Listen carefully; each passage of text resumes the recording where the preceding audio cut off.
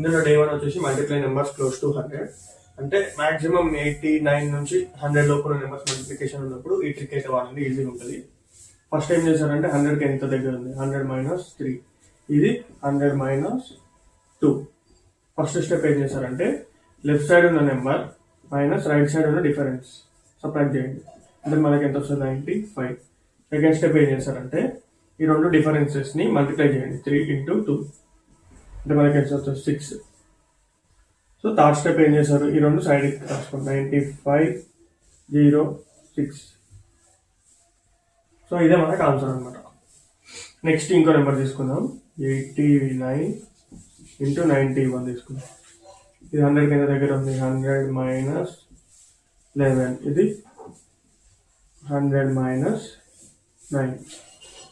First step ఏమనుకున్నాం, left side ఉన్న number minus right side ఉన్న డిఫరెన్స్ అంటే మనకి ఎంత వస్తుంది 80.